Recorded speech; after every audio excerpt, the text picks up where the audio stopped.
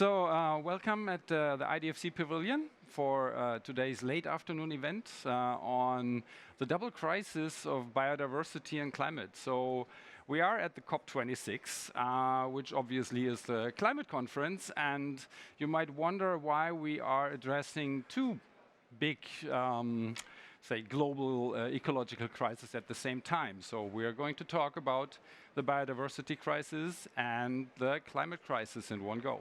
Because we believe these are two crises, two sides of the same coin, which should not be separated when we look at solutions.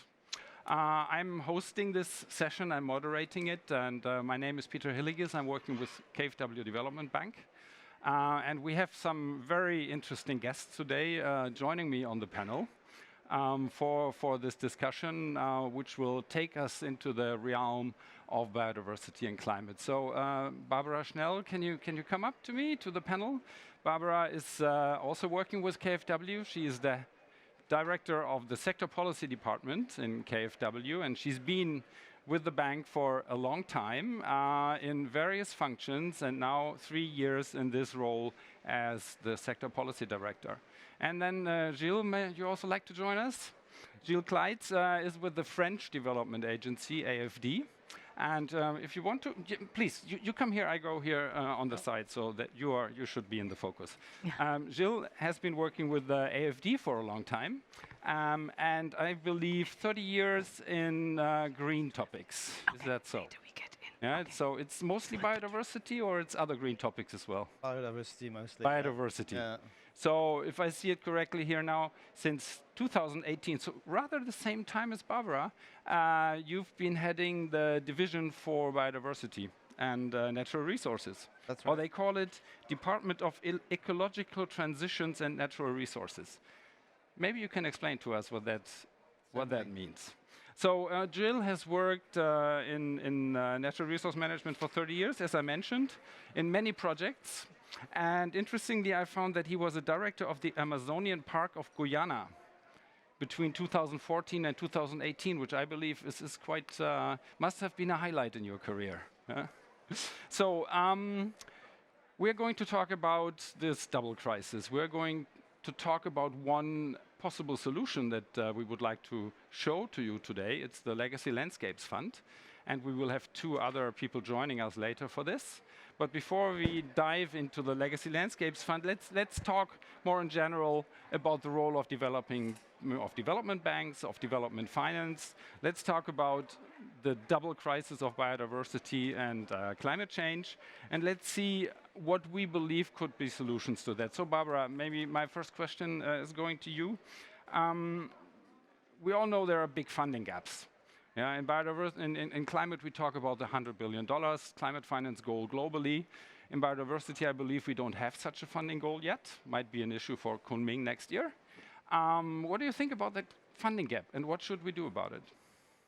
Yeah, I think nature-based solutions are actually the link between the climate topic and the biodiversity topic, because they are so key for the adaptation to and the mitigation of climate change.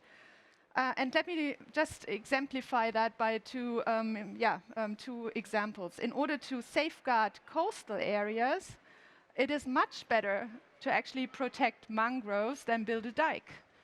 Mangroves have the same protective effect, plus they have an additional effect on mitigation of climate change, and they are a haven for birds, insects, and fish, so they preserve biodiversity at the same time. Or let's make our cities greener.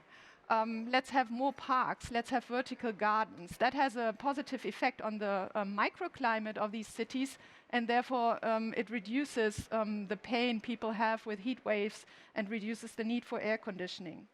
So I'm very happy that nature-based solutions are a dear topic to this COP26 here at Glasgow, and is the natural link to the COP15 next year in Kunming. So trends in biodiversity, we see a detrimental trend. We have an unprecedented loss of biodiversity currently going on. And climate, they are really interlinked. So the ecosystems, to the preservation of ecosystems is actually the solution to this particular problem, because they absorb 1/3 of the carbon of the emissions which we produce. And tundra, oceans, rainforests, peatlands, etc., they are very, very important for that matter. So we depend on these carbon sinks if we want to become carbon neutral, which is the target of this of our common endeavors. So they also, ecosystems or intact ecosystems provide us with many services. And one I already mentioned, that's the protection of coastal areas through mangroves, for instance, but also water. We actually obtain our safe drinking water from intact and protected areas. 40 out of the 50 largest watersheds in Africa are in protected areas. So that's an additional effect of having intact ecosystems. So the need for funding in order to protect entire landscapes is huge. We talk about 600 to 800 billion US dollars a year, out of which we only have 1/5 available. Currently, I say currently, 80% comes from public funding. So we need to actually mobilize a lot of resources. At the same time, and I think that's also a very complicated effort which we need to undertake, we need to do away with harmful subsidies.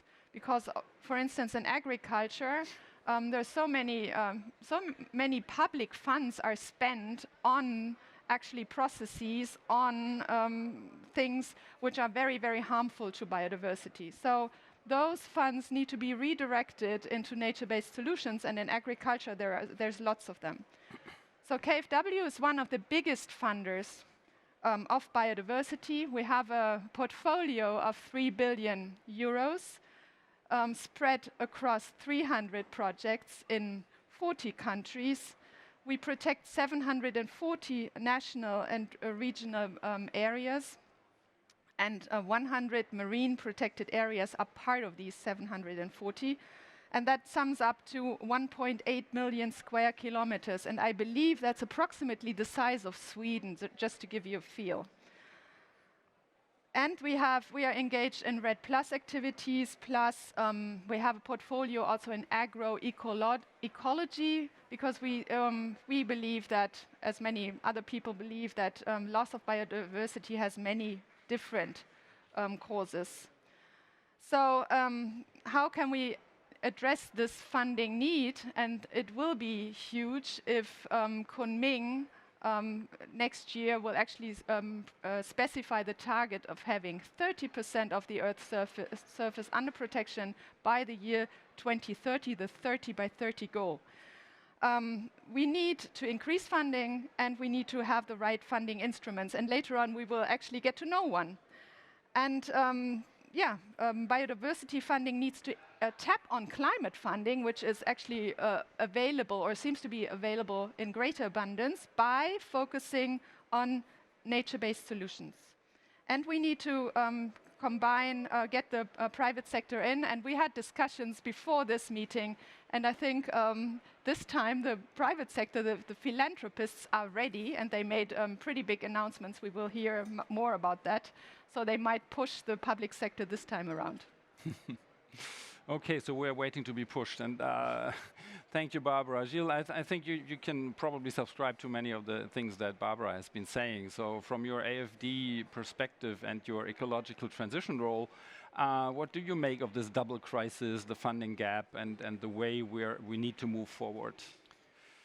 Thank you very much to both of you, and to KfW for this event. I think it's really topical. It's crucial at the moment that we get better and more operational at addressing jointly the biodiversity crisis and the climate crisis, because first of all, science tells us that the two issues are interconnected, and the joint report by IPCC and IPBES on the biodiversity and climate issue, I mean, strongly puts out the case that about at least a third of the global climate crisis lies in a healthy planet. And you have mentioned, Barbara, the issue of sequestration of carbon, of course, in ocean, in forest, in farming soils as well. But there's the key issue of adaptation as well. And when you look at the spectrum of adaptation solutions, more than 70–80% of adaptation solutions actually rely on strong standing or restored ecosystems. So altogether, we believe that 1/3 of the solution to the climate crisis is really linked to healthy, strong, restored, if necessary, ecosystem. The funding situation, as you mentioned, is at complete disconnect with that, i.e. the finance of climate attributes maybe 2, 3, 4% to nature-based solutions. So the issue of bringing together stronger convergence between climate and biodiversity with regards to climate finance is really to reduce that gap. You have mentioned a few figures, and sorry, I'm going to inundate you with some key figures, but it's important to have these order of magnitudes. Climate finance is roughly 5 to 6 times bigger than biodiversity finance at global level. As you know, climate finance is roughly 650 billion per year. Biodiversity finance is about 140, and so on. The climate finance is half public, half private. The biodiversity finance, as you mentioned, is predominantly public and highly concentrated in rich countries, i.e. the countries that have the least biodiversity. So there's a double problem.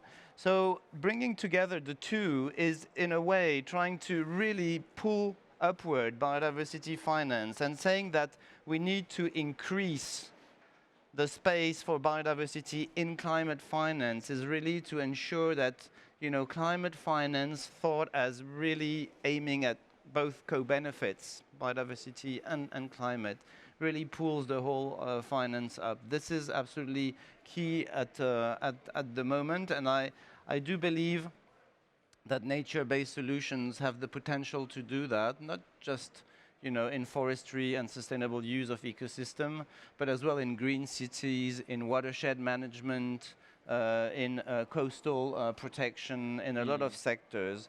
And at AFD, we have looked into that specifically to gauge, assess what would be, the potential to increase nature-based solutions while not radically changing our portfolio, because we are a demand-driven development bank. We respond to a request by countries in Africa and elsewhere.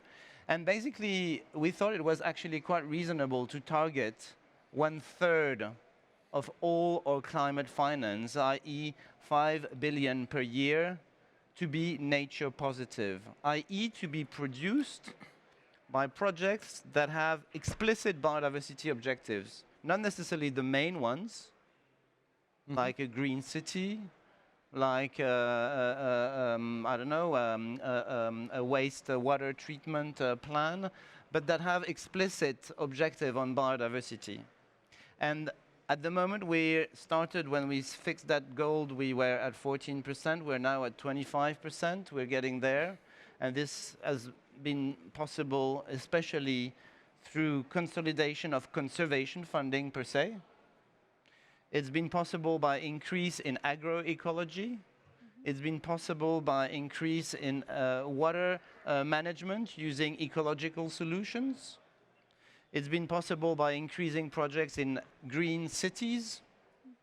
So you see that it's these projects with strong co-benefits, both in the climate and the biodiversity sector, that make it possible.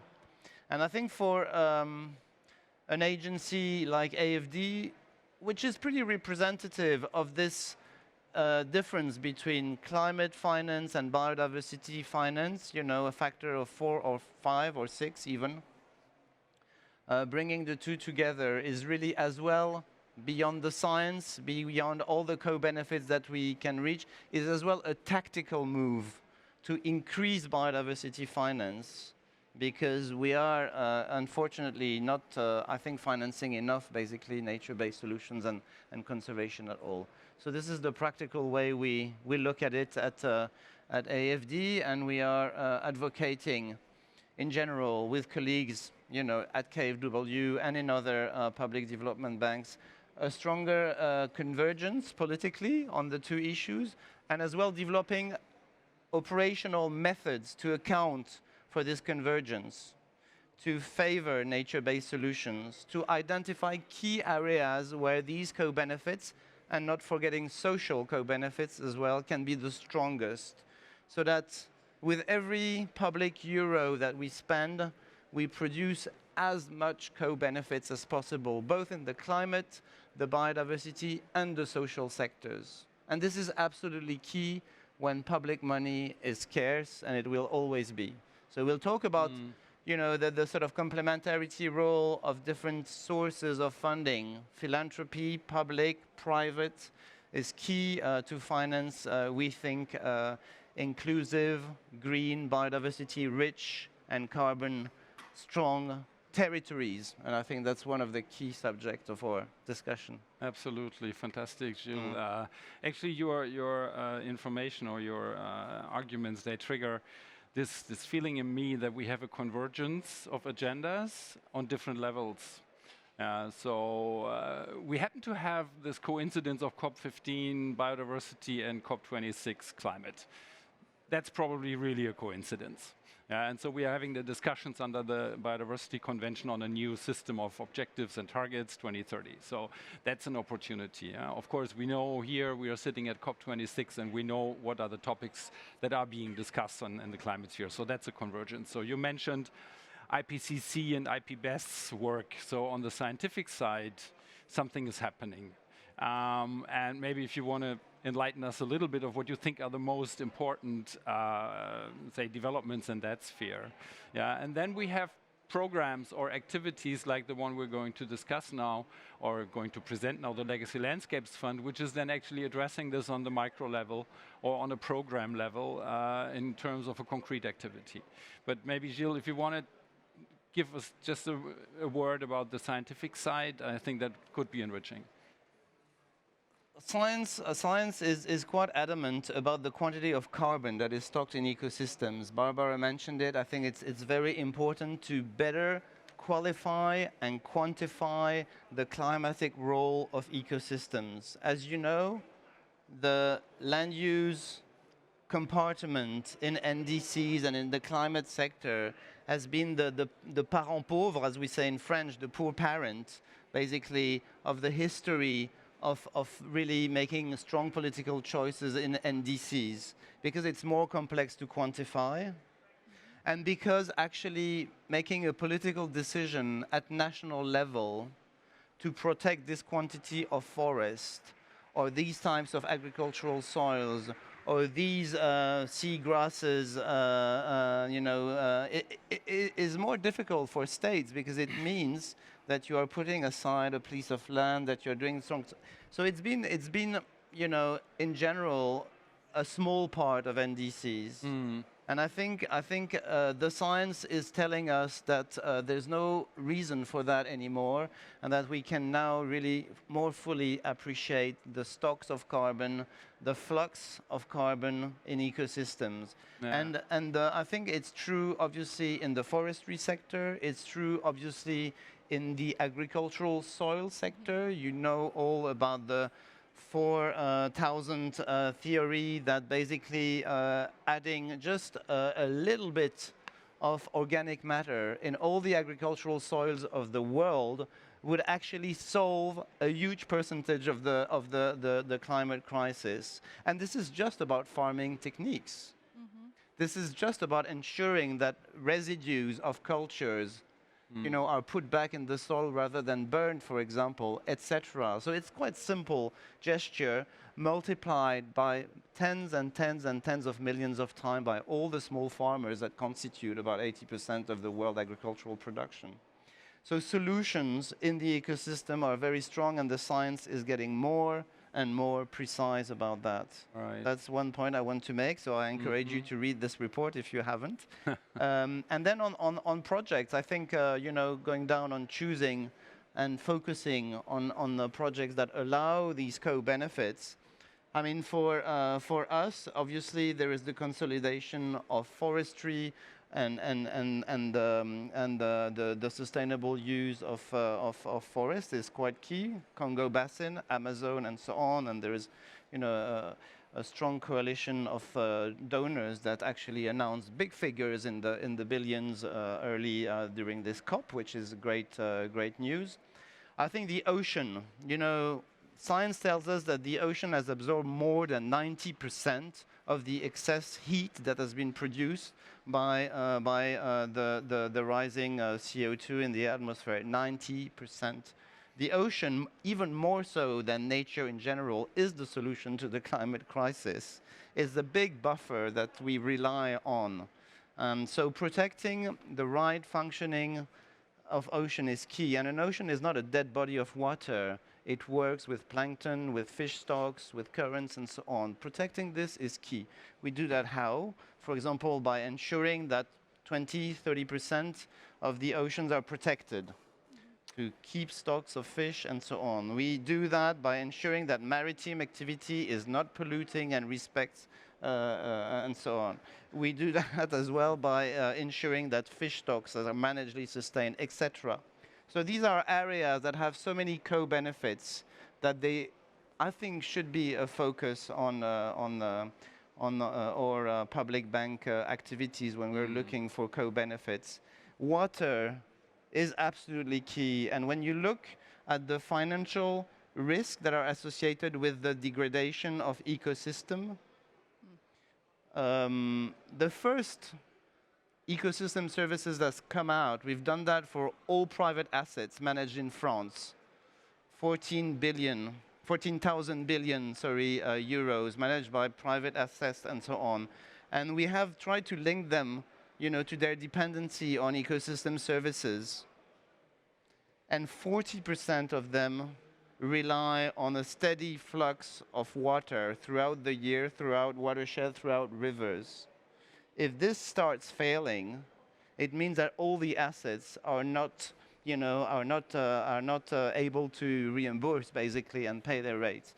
The Dutch have come to a similar conclusion, with somewhere between 35 and 30% of their national budget. It's an exercise by the Netherlands Public Bank that show a bit the similar type of dependency, and water again comes first. It's intuitively quite evident, but it's now quantified more precisely. So that's then apparently a lot of scientific progress that has been made, and we've seen in the climate debate how relevant these works are. I think we have a longer track record from IPCC. We're in the 6th assessment report. I think from IPBES it's just the 2nd. Yeah. So the history is longer. And so, but evidence is increasing. And so now it's a question of the perception of the guys who take the decisions. So I don't know, Barbara, do you have an opinion on this? What's how far have decision makers, say outside of development banks or even inside, gotten to understand that there are these close links? I think the climate community and the scientists dealing with climate, they are roughly 6 to 10 years ahead of the biodiversity community. And in the climate community, you have these units, or the currency is CO2 or other emissions. This year, methane is a big subject here. So it's kind of easy to fix targets around that. You have a budget which you can emit until a certain point of time. Biodiversity is more complex, and it took us a long time in Germany, for instance, to actually realize that the number of insects has decreased dramatically.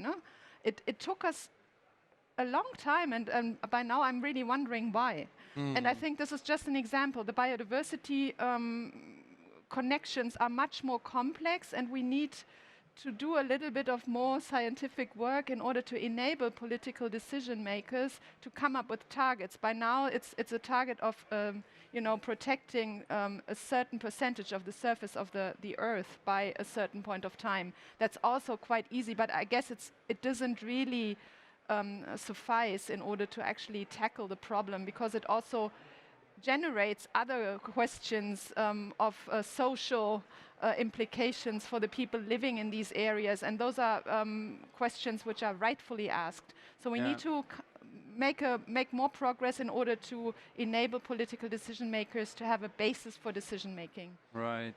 So thank you very much to both of you. I think the scene is set, and we know it's a huge topic, and we will not be able to address all of it today. But one thing comes out as well, and you mentioned it a couple of times, Jill, is about, okay, we have these ecosystems, we have areas that provide environmental services that are biodiversity rich, which act as a buffer to, or which are creating resilience. So we know there are these benefits. And so now we are going to talk about the Legacy Landscapes Fund, which is actually an initiative that was launched by the German government, by BMZ, the Ministry of Development Cooperation, together with KfW, and is something that we will now present to you. And I'm glad that we have Stefanie Lang with us. She is the director of the Legacy Landscapes Fund. And let me just check since when, because this is what I forgot, but it's half a year now. Okay, Stefanie. And if I look at this, I mean, she's been doing almost everything possible in the last 20 years in the biodiversity sector. So most relevant activities for WWF and for various other organizations. And now she is with us at the Legacy Landscapes Fund, and she's now with the duty of actually making this operational and making it successful. So welcome, Stefanie. And I think we start this off with a little film that will give us a flavor of what we're talking about. Our survival rests on nature. Without clean water, clean air, healthy forests, and a rich biodiversity, we are lost. Yet we continue to mistreat nature. The world today faces three crises that are connected: the loss of biodiversity, climate change, and zoonotic diseases. Together, they put humanity at risk. We're losing natural habitats with breathtaking speed. Every 4 seconds, one soccer field of forest is lost. And every 11 minutes, another species goes extinct. This accelerates climate change. It destroys the natural infrastructure our lives depend on, supplying us with food, rainfall, medicine, and countless other services. And it increases the likelihood of new epidemics. The corona pandemic has made it ever more obvious. Healthy people need a healthy planet. We have to act, and we have to act fast. Scientists are urging us to put at least 30% of the planet's lands and oceans under protection by 2030. If we do this right, the effects will be impressive. 500 gigatons of carbon stocks could be secured. 9 out of 10 threatened species could be saved. Economies would also profit greatly. The benefits would outweigh the costs by a factor of at least 5 to 1. But today, there are not enough protected areas. Coverage stands at 16%, and many of the existing ones don't have anywhere near the funding they need to be managed effectively. By ensuring that protected areas are solidly and sustainably financed, we can safeguard a significant share of the Earth's biodiversity. The Legacy Landscapes Fund aims to do just that. It provides sustainable finance for some of the world's most important landscapes. It builds on strong partnerships with authorities and conservation NGOs. And it integrates the people in and around the protected areas, respecting their rights and needs.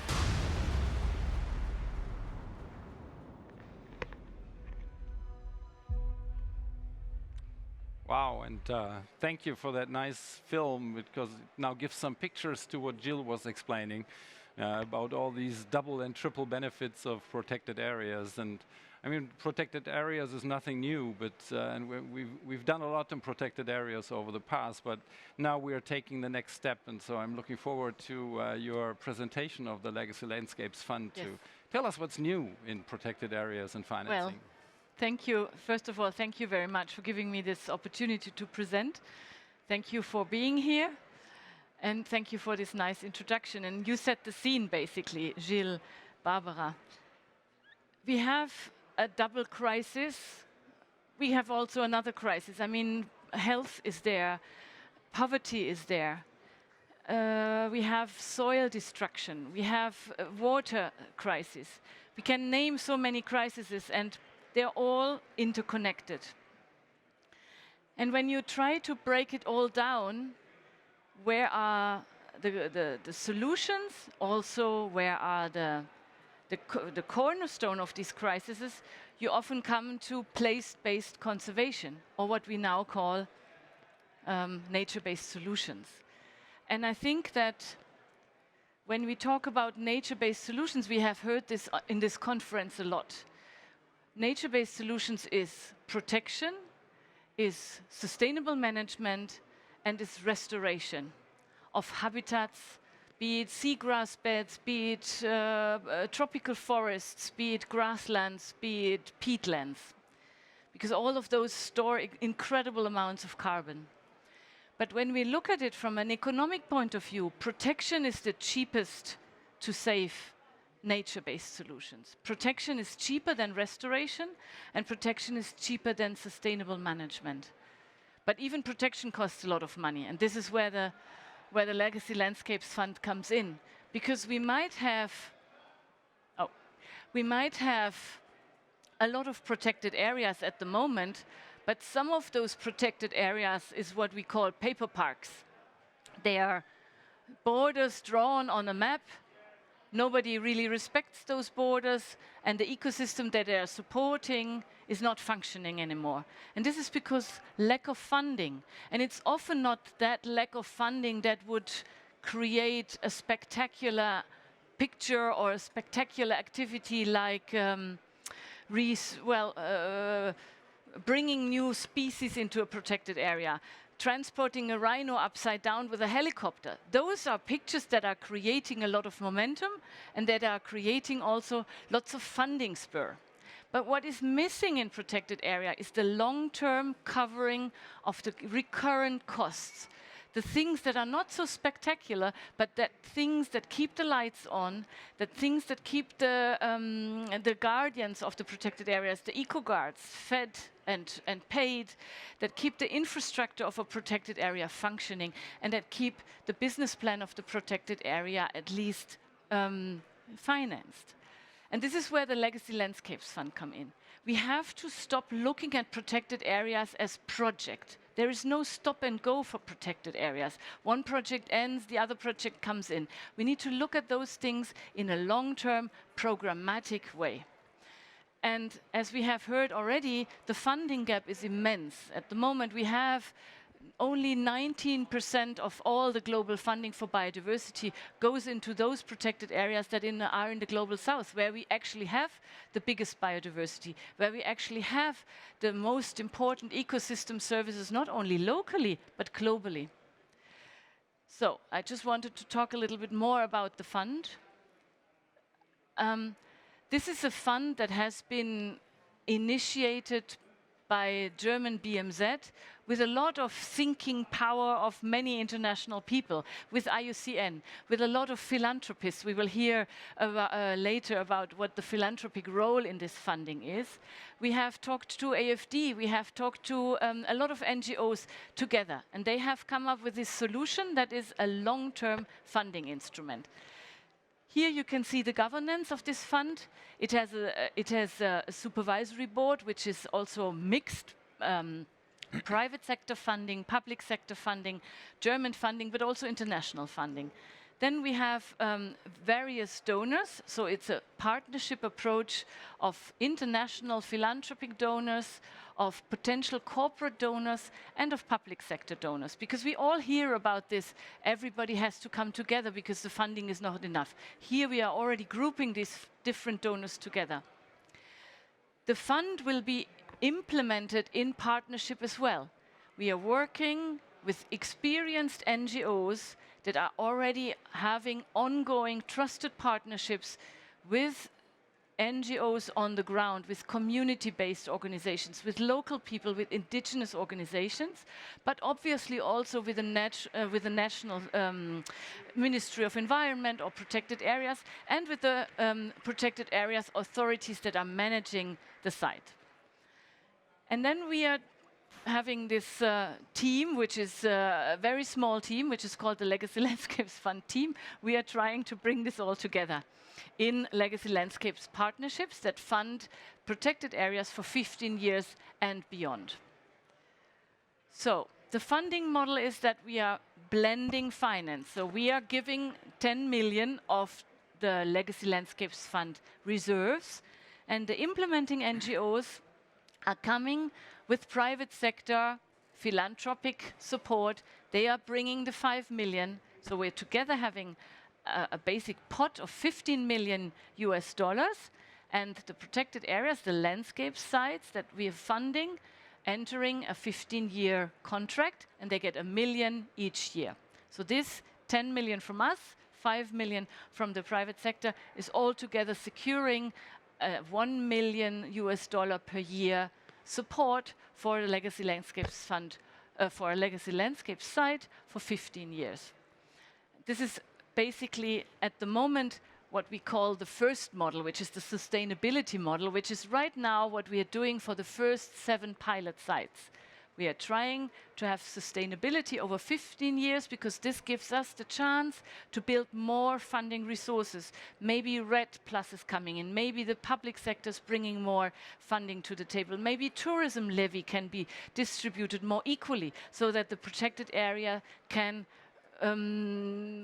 be, let's say, freed from our support because they have enough support. But this is not possible in every area. We have certain areas that are very remote, that are in countries where there's just no other chance, and there we would look at the model 2, which is the perpetuity model, where we are basically using endowment money to secure protected areas funding of 1 million US dollar each for perpetuity. But as we said, this is a very young fund. It's only more or less a year old, and we came in as an operational team only like 6 months ago. So we are still building support for the perpetuity model, and this is also why we're presenting this today, to invite more partners to join. At the moment, the financial contributions is mostly from BMZ. We are hoping for France to join in. They are already talking. We are talking very concretely next steps, and I think in January we will also invite France to be part of our supervisory board. But we already have also funds from the Betty Moore Foundation, Gordon Betty Moore Foundation, in our capital. And then we are working with all those additional partners that bring the 5 million match that I just talked about. And this is at the moment a lot of philanthropists from US, but also from Europe. You can see here Gordon Betty Moore Foundation, WIS Foundation, Arcadia Foundation, and we're trying to attract more private sector donors as well. So altogether we have about 180 million US dollars capital to spend at the moment. Some of it is still stored in reserves, some of it is coming from the private sector donors. But this is already, for such a young fund, this is quite a remarkable amount where we can hopefully continue to build on. But now back to why this is important also for what we talked about before, why this is a very important thing of nature-based solution, and why this is important for climate funding. We have just calculated right now of our 7 pilot sites. We have calculated the potential carbon that these are storing. And of course, you have a site that is big and you might have a buffer zone, you might have a core zone. It's very difficult to now calculate it in all details because we are still learning how much a certain type of land use hectare is storing in carbon. And of course, this is only one ecosystem service of those protected areas. We have heard that sometimes a forest is actually a water ecosystem that happens to have trees on top. So this is only one, but the most obvious one where we can calculate right now. But only those 7 pilot sites that we are currently preparing the contracts for will help to store 1.5 gigatons of carbon in total, which is about 16% of the annual carbon emission of the globe. So that's an enormous sum that we can store here. And then, of course, we need to talk about water benefits, about all other ecological benefits of those areas. So it's not a biodiversity fund, although it's called Legacy Landscapes Fund. It's as much a climate fund as well. And so this is what I would like to end with, and I would like to invite you to discuss, to join in, and to bring other partners to the table, both beneficiary partners and also funding partners. Thank you very much.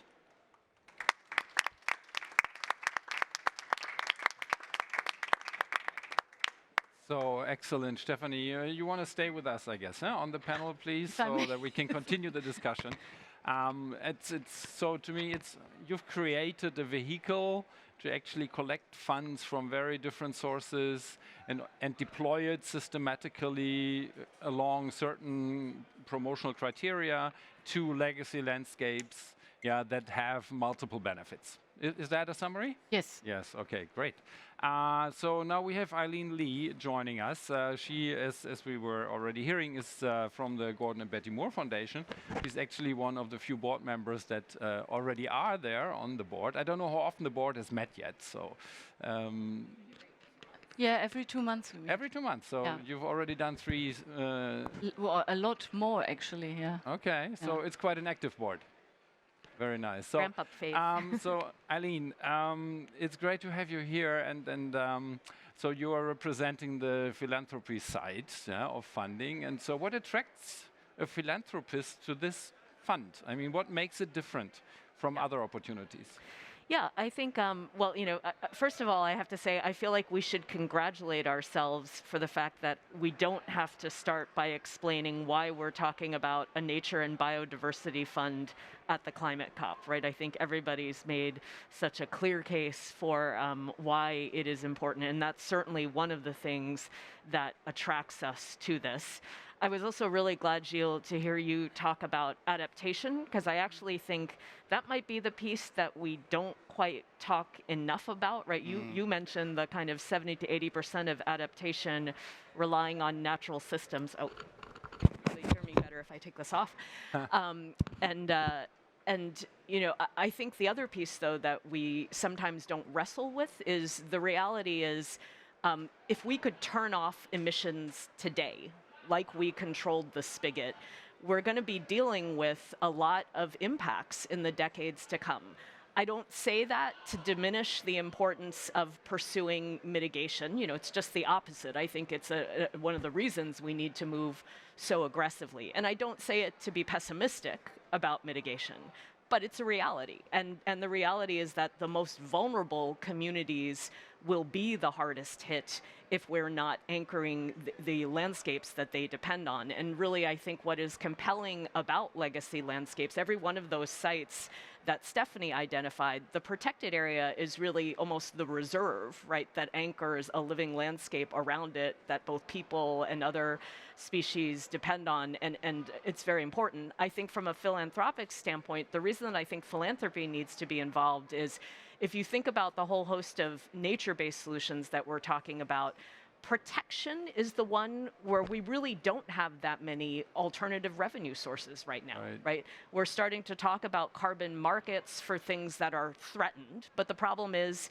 if you've already signaled the intent to protect it, it doesn't qualify, right? It's not threatened.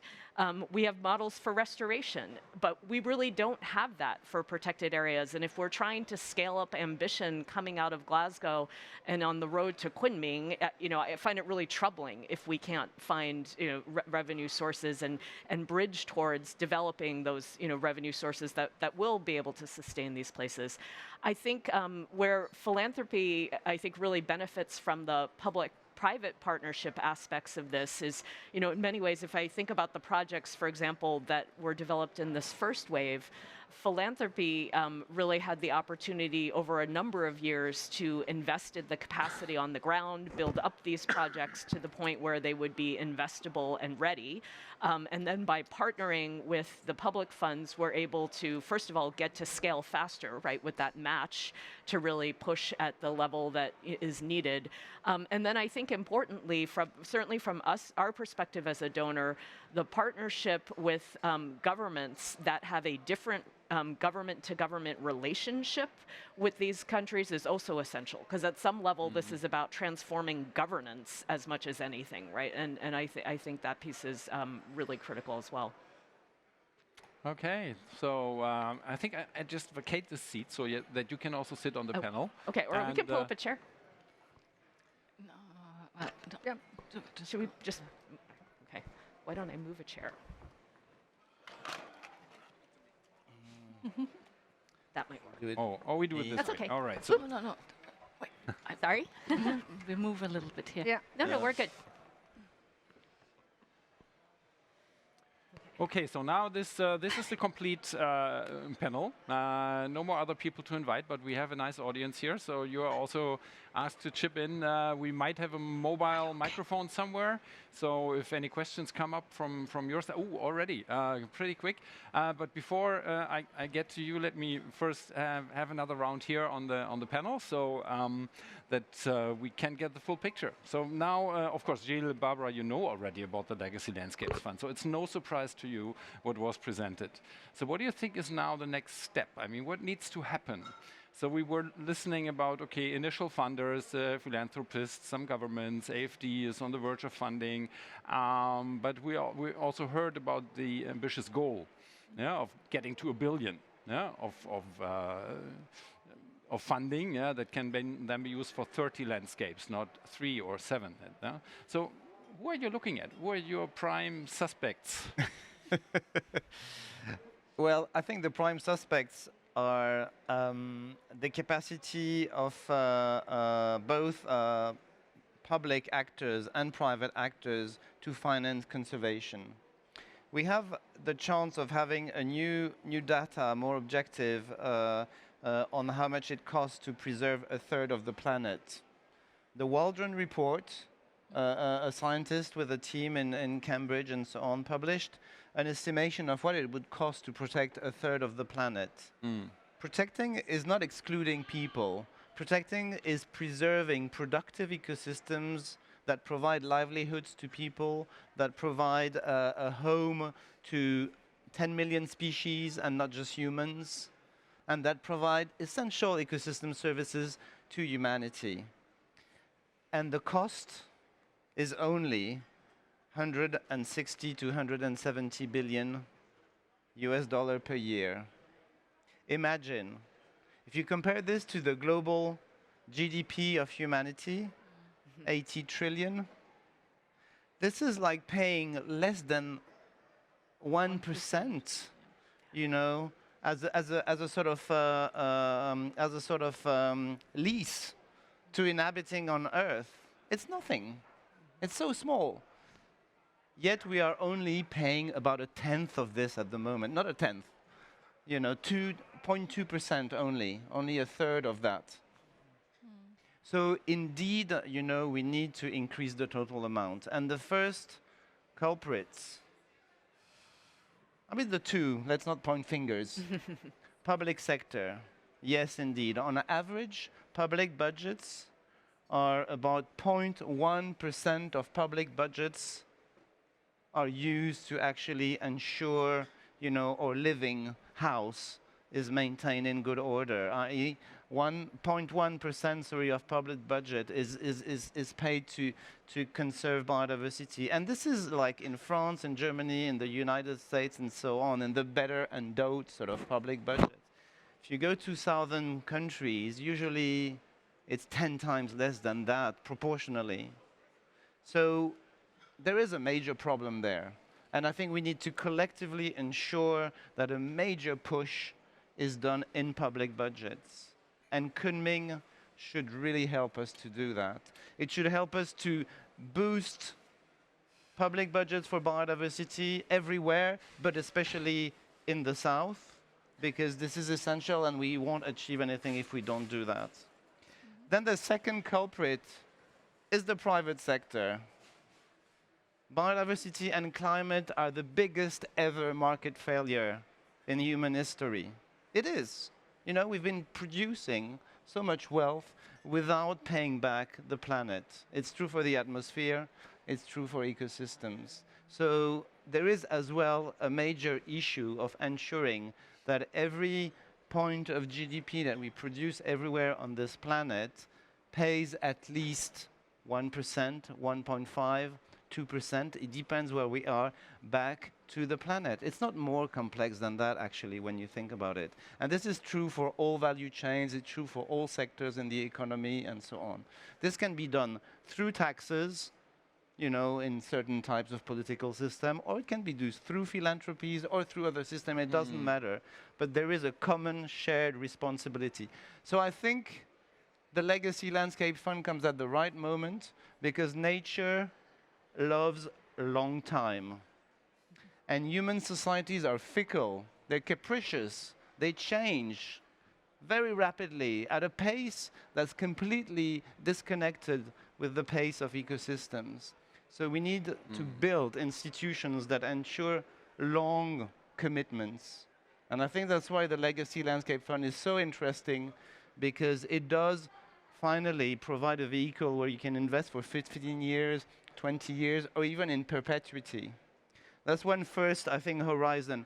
And the second one, to which I'm really sensitive that we need to reach, is as a former national park director, running costs are your basis. If you don't have that, there's no way you're going to plan any consistent conservation work. You know, you need to be able to see, because that's your mandate given by the state usually, you have to be able to foresee what's going to happen with your resources for 10, 20, 30 years. And I think precisely the Legacy Landscape Fund provides this visibility, even in, you know, in very difficult contexts, such as the Congo Basin, such as the Sahel, such as very socially difficult and violent parts of the Amazon Basin, you know, such as the Southeast Asian forest, where there is so much commercial pressure to transform ecosystems that you really need this vision at long term if you want to do serious conservation work.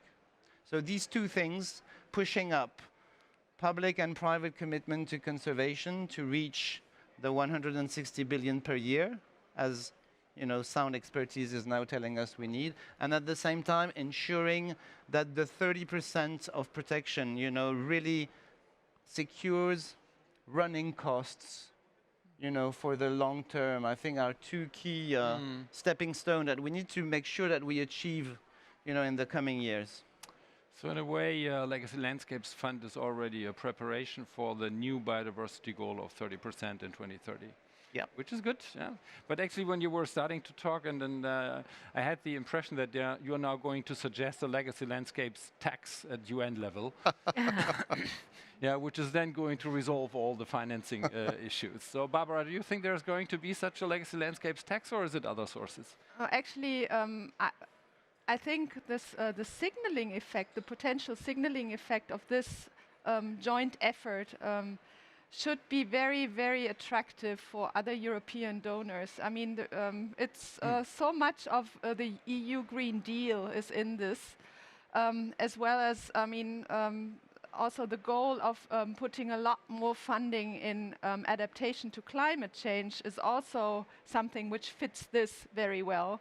So I would like to invite the European donor community whom we work with very closely and the EU to have a close look at this and consider very seriously to join this effort. That would really help, and that would then again bring other private parties on board and will help the fund to grow, as we hope.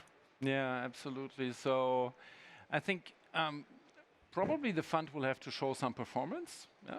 So, I mean, it's been 6 months now. Yes. Yeah. So, Stephanie, that's your challenge, I guess. Yeah. And there was also on one of your slides this empty seat on the board for corporates. So this is the third possible contributor to this fund. So how do you want to attract corporates? I think we are very, very much in a good moment to talk to corporates right now. We have heard so many corporates also on this conference, and the times for tokenist corporate social responsibilities is really over. We are talking to corporates that want to create a business with investing in nature, because they understand that they depend on nature. We have heard it from Gilles. All our value chains are depending in the end of ecosystems. The corporates have started to understand this, and I think what is now interesting is that we're talking about zero emission corporates or zero emission value chains, whatever. Where do they want to get this from if they don't invest in nature-based solutions? So this is, I think, the one avenue we are talking with corporates. But then also about benefit sharing. This is another issue which is important and we need to talk about when we talk about 30 by 30. Again, there, we cannot just have little really not sustainable ways of benefit sharing, which are more or less charity, but not really investment in businesses that are working on the ground. And I think here again the corporates can come in because they might now change how they source products. They might really think of true benefit sharing with communities that manage their natural resources sustainably, and that they need to turn this into a business that is sustainable, that is viable. And I think this is the second entry point for corporates that we would like to tackle right now. Excellent. So, Eileen, most of the philanthropists in the US, at least, are spin-offs of corporates. Yeah. So probably you are pretty close institutionally also, at least in terms of the owners or previous owners of corporates of their thinking. So would you say that Stephanie's reasoning would work? You know, I think certainly we're seeing more movement right towards companies, whether it's insurance companies seeing that there's resilience risk in these things and making investments, or companies that see risk in their supply chain and making investments. So I think that's part of it. I think the other exciting part, though, about what Legacy Landscapes allows the sites to do at that landscape level is to investigate these new revenue opportunities, right? So I think Stephanie was referencing some of the different models, and I think in particular, you know, there's a whole suite of new financing tools that people are just starting to experiment with, whether it's nature performance bonds, right, things like that, that I think we can tap into. Okay. Yeah, very interesting. So before we continue discussion on the panel, there were some questions in the audience, and I know there was one here. If we can pass on the mic, that would be helpful. If you can introduce yourself so we know who we're talking with. And then it's on? Yeah. Yes. My name is Alejandra Verde. I'm Mexican. I'm biologist, and I am now currently studying a master in France in environmental risk management. So I have two questions. They're different. The first one is, I'm thinking in the natural protected areas of Mexico, particularly marine protected areas.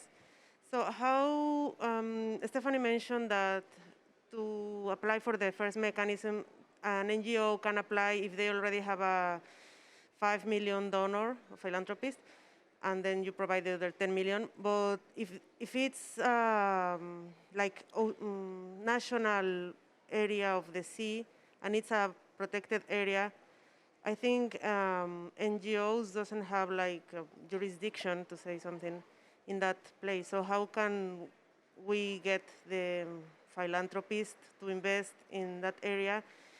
Also because it's responsibility of the government to fund that, and it's underfunded each year in the budget. It's lower and lower. So I think also it's in part not fair to ask for private funding because it's the government responsibility to do it anyway. But what can we do in that case? And my second question is a bit more personal, what kind of professional advice? Because I'm a biologist, so biologists, we want to preserve everything, every insect, every lizard, and people doesn't really care.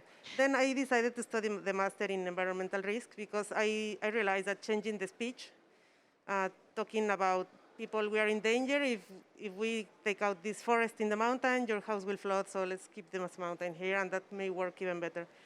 But now I'm realizing here in the COP that building the bridge between the financial world to the natural preservation world is what we need to do. So what would you recommend me to take as a next step in my career to build this bridge? Okay, so I guess, Stephanie, you're going to talk about access to the Legacy Landscapes Fund? Yes. Yeah? I mean, what you describe is very normal, actually. I mean, it is the responsibility of the national public funding to fund their protected areas, be it marine areas or terrestrial areas. It doesn't really matter. But the reality is that a lot of those budgets, national budgets, are strained, and there's not enough funding going into this. Now with COVID, we have a terrible crisis for most of the national economies, and there is even less money. And we don't have the tourism income that often enough did sustain those protected areas for very sustainably. Now, no more tourists. Again, more strain on the national budget to pay for these protected areas. What we decided in Legacy Landscapes Fund is to work with NGOs to then work together with the protected areas. Because even the million that we are providing for 15 years or 30 years will probably not fund all the costs of a protected area. But this is the core, and what we have heard here, this is the potential for the recurring, the basic costs that keeps that area, that keeps the business plan alive. And why NGOs is because we have seen a lot of volatility in the, let's say, in the governance of protected areas and also of protected areas authorities. We are thinking that with an NGO that has been in the area for a long time, that is generally globally working with a lot of scrutiny, with a lot of public the public is looking very closely at those NGOs. That would be a bit of a safer option. So this is why we are deciding on this model. But we are often seeing a protected area working with an NGO in a 30-year, 40-year trusted relationship. So it doesn't really matter if the initiative is coming from a protected area authority or the NGOs, because they're working in coordination anyway. And we also, in some African countries, we have a fully delegated model where the state gives the responsibility to manage those protected areas to an NGO anyway. So we are trusting on those partnerships for this particular model. This is what we are trying to do. There's pros and cons, but this is the decision we took for this particular fund. And for your personal decision, we can talk about that later on a glass of wine when you stay here for the reception. Yeah. Yeah, I was going to suggest a similar thing. So it's thank you. Thank Right, we had another question there in the back. Thank you. Thank you very much. My name is Daribosu. I work for Arusha, Ghana. I am in West Africa. So my organization has been working for a long time to protect Atiwa Forest. It's an upland evergreen ecosystem in West African country, Ghana. It's been said to be one of 35 places in the world to see the biome upland evergreen ecosystem, according to E.O. Wilson, father of biodiversity. Our challenge is that our government is looking for job creation and wants to go for the bauxite underneath. And for a long time, we've been doing a campaign to save this forest. The government says, if you can get us resources to protect the forest, we might let it go. We might let you keep it.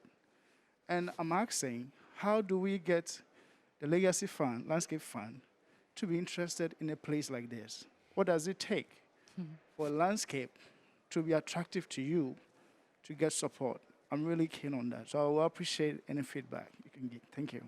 Thanks for your question. It's, I think it's one of the traditional conflicts of use. I mean, we've seen it in many places where, especially with mineral extraction, the potential revenue flow is so high that it attracts a lot of interest, and then actually you give up on a protected area or on a non-protected forest, which is worth protecting. So, and there, I mean, it's not only a legacy landscapes issue. I mean, it's a protected area issue that we face in many places. So I don't know, Gilles, you want to give some thought on this, and then maybe Stephanie, you can tell us a little bit. How do you define a legacy landscape? So it's a key question you're asking. You know, where do we put conservation money?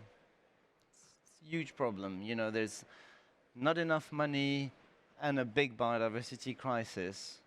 And with the biodiversity crisis comes a social crisis, a health crisis, a climate crisis. So where do we put the little money that we have is key. In the criteria that we use, you know, there's two general key criterias. There's the natural capital, the wealth, the biodiversity, the richness itself, and there are the threats. You know, these two are key aspects. And when scientists defined hotspots in the world, they use these two criteria to say, okay, you know, we have 40, 50 billion per year, you know, to put on biodiversity conservation. Where do we put them on the planet? And we looked at the distribution. Is that us or is that someone else? That's somewhere else. So let's hope it goes away. Yeah. It went away. All right. Oh. Oops, not Oh, yet. not really. Was that Extinction Rebellion? So, Whoa. I'm not going to. So I think taking these two criteria is key, and solving practically an imminent threat like a bauxite mine, you know, destroying a forest for economic reasons is obviously you know, an important you know, factor to keep in.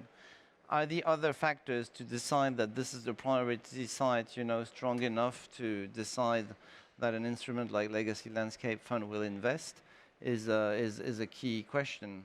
I think and a third element of answering is a coalition of actors. Conservation needs a strong community, and it needs to, you know, bring together science, NGOs, civil society, local citizens, governments, if possible corporates, local authorities. We often talk about, you know, environmental and social sustainability. I often talk about political sustainability of conservation. Okay. I think it's key to build strong coalitions, you know, that are there to last for a long time. So let's try in situations of crisis, like there's an imminent threat. I think the key, you know, thing to do is to really, you know, build a strong coalition of interest for conservation, showing, you know, the long-term co-benefits socially, environmentally, and even economically. But maybe Stephanie has a more specific question on whether the Legacy Landscape Fund can actually answer these types of situations. I mean, if you would bring a potential site to become a legacy landscape site, we have certain eligibility criteria. So first of all, the site needs to be big. It needs to be 2,000 square kilometers big in terms of protected area. And of this protected area, half of it, so at least 1,000 square kilometers, needs to be protection 1 or 2 of IUCN standards. So we are talking about a large site. The second criteria is that we want biodiversity-rich sites that have a specific richness in biodiversity, because of course some of those protected areas are also what you call paper parks, and then the biodiversity has already gone out of those. So we need high biodiversity quality, a certain amount of integrity, a certain amount of other benefits as well.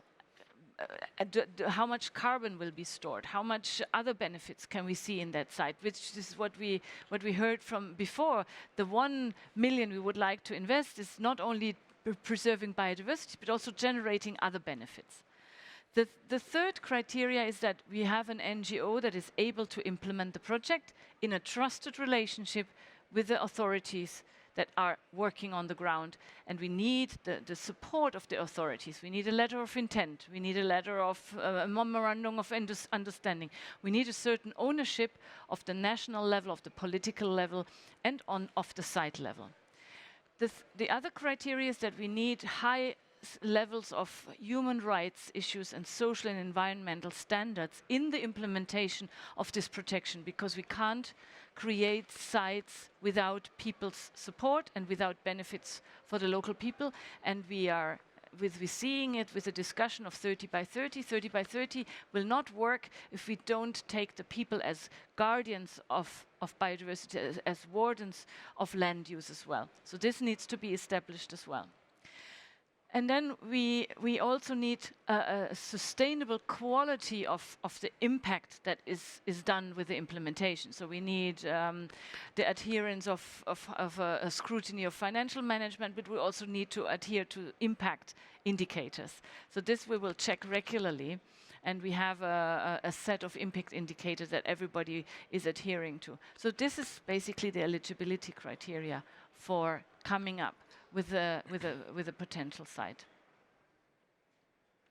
Thank you, Stephanie. I know that Jill will have to leave us pretty soon because he's got another appointment at a different pavilion. So I think we should go into the finishing round of our discussion, unless there's some burning question in the audience that has not been asked yet. So let me just... No? Doesn't seem to be the case. So from the previous round of discussion, what I carried over was this issue of carbon. I mean, you've done your assessment of the carbon stored in those 7 sites, and we talked about the climate and biodiversity combined benefits, and carbon, obviously, Barbara mentioned it, is the one unit that is already tradable. Probably for protected areas, we don't really have the rules in place right now, at least not in the compliance market, for actually making use of those carbon stored. There might be something coming up, so let's see whether there are new and fresh agreements negotiated here or somewhere else, and then there's the voluntary market. So is this, how much hope do you put in this as an attractor for corporate finance? It's Stephanie, maybe once more to you. Is this what you are? I mean, if you're looking at your level or your target volume of the fund, is this where you put your hope into this currency? Well, I think voluntary carbon is a volatile thing, and it's a Hilfskonstruktion, as you say. Yeah. It's an interim solution to things. So I would not want to base all the hope there. Okay. What I think is what we have said before. We need a broad partnership of people, and we need to also understand that there's not only an international debate on bringing carbon or bringing climate and bringing biodiversity together. We also need to do this at the national level, because the NDCs there's no room for protected areas there. So this also needs to happen at the national level, where we need to find mechanisms of counting protection into the climate debate at national levels. So businesses, yes, but I think it is more a broader coalition. And I would not want to let the public sector out of responsibility at the moment in the richer countries, because this just is not fair, actually. Right. There is still a lot of responsibility we have here in the more developed countries. Yeah, obviously, and we are talking about public goods, so Yes, public sector is exactly. already Yes. part of the word public goods. Yes. So Barbara really wants to say something. I would like to complement this because apart from the fact that funding needs to continue to come from the public sector, public development banks also have a very distinct role to play in protecting landscapes, in biodiversity protection, because we've been talking about the people who live in those countries where the biodiversity hotspots are and who have to actually fight for their living. And we should take their interests into consideration. So when it comes to creating a framework, adhering to standards in that regard socially, then public development banks have to continuously to work on these set of framework conditions. So they can set the scene, to take one of those initial of this vocabulary. They can set the scene for other parties to come in and contribute their funding and complement the investments. So this is a very crucial role for us to play, and we should actually stand up to this responsibility. So then you added another dimension to the Legacy Landscapes Fund, which is kind of a standard setter and also a quality assurance actor, would actually try to work globally on certain standards and improving standards of gender, of human rights, of sustainability, all these issues. And Stephanie mentioned the NDCs as a bridge between the two areas, which I think is also very relevant. So it's let's see where this goes. And Eileen, what's your take on all this? Well, maybe just, I guess, in closing, the last thing, my last word would be first to thank KfW and Germany for your leadership in this. I think, as we all know, there's no silver bullet to all the things that we're facing, but Legacy Landscapes is one important piece of what can be a more comprehensive solution, and thank you for experimenting with that. And Gilles, AFD, I have to say, I really also want to applaud the leadership in terms of thinking about how you're integrating your climate and nature finance, right? We've been talking a lot about that this week, but in terms of how we actually operationalize it, right? What France has signaled in terms of thinking about your climate finance markers that are tied to adaptation corridors, to mitigation priorities. For me, that's what we all need to be doing, right? Because we're not going to get there otherwise. Right, very good. So Gilles, and you, what are your takeaways from the Legacy Landscapes, and what do you hope for the Legacy Landscapes Fund, say in Kunming or beyond Kunming? First, I want to praise as well Germany and BMZ for leading the way in thinking, conceiving this instrument. I think it's really needed. I think, we've talked about channeling finance to territories that are rich in biodiversity, in unique landscapes, territories that are, key in terms of livelihoods for people, and often the poorest and most fragile people. And we have seen that, there is public money, there is philanthropic money, there is corporate money, there's government and national money. So one of the key issues that we have to figure out in the coming years is how do we finance biodiversity-rich and inclusive territories, using all these sources of financing with their specificities in one bundle, where we can say this landscape, there's room for protected areas, it's key. There's room for rural areas with sustainable practices. There's room for development. There's room for livelihoods, culture, indigenous people, and so on. How do we channel more money to these landscapes? Because at the moment, they're just not sufficiently funded. I think the Legacy Landscape Fund is an important answer, part of the answer. So I would say, well done. Let's make it happen now, and let's make sure that this new instrument really addresses climate, biodiversity, and social issues together, because this is the way forward. Great. So thank you very much to the panel.